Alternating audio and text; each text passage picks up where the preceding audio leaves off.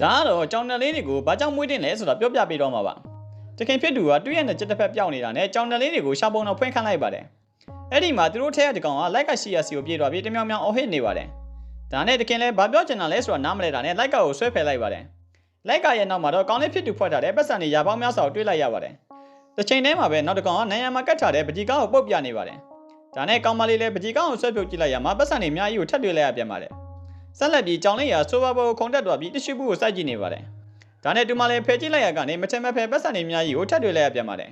ဘလောက်တော့များလဲဆိုရင်ပတ်စံစားကိုဆွဲထုတ်တော့ရကနေနေရင်တိုက်ခန့်ရဲ့အပြင်ဘက်ကိုပါရောက်သွားတဲ့အထိပါကောင်မလေးလည်းဒီလောက်ဆိုရင်တော့ကုံသွားတော့ပြီလို့ထင်လိုက်ပါတယ်ဒါပေမဲ့လို့ကြောင်တကောင်ကဂရင်အောက်ကိုပြေးဝင်သွားပြန်ပါတယ်ဒါနဲ့တူမလေးမွေးရကိုမကြည့်လိုက်တဲ့ခါမှာတော့ပတ်စံတွေအများကြီးကိုတွေ့လိုက်ရပါတယ်အဲ့ဒီနောက်မှာတော့ကြောင်လေးရဘေးစင်ပေါ်မှာတင်ထားတဲ့ဆက်ပြကဲကိုနမ်းပြနေတာနဲ့ကောင်မလေးရခွဲကြည့်လိုက်ရမှာအထဲမှာကောင်လေးဖွက်ထားတဲ့ရွှေတုံးရွှေစားတွေကိုတွေ့လိုက်ရပါတယ်တစ်တက်ပို့ပြီးအံ့ဩစရာကောင်းတာကကြောင်လေးရကောင်လေးဖွက်ထားတဲ့ဘန်ကတ်တွေကိုလိုက်ပြလိုက်တာပါအဲ့ဒီချိန်မှာပဲကောင်လေးဖြစ်သူကအိမ်ပြန်ရောက်လာခဲ့ပါတယ်သူကတကားဝရောက်မှာပဲဖွက်ထားတဲ့မြအကုန်ပေါ်တော့လို့ချုံဝက်ချကောင်ငိုလိုက်ပါတော့တယ်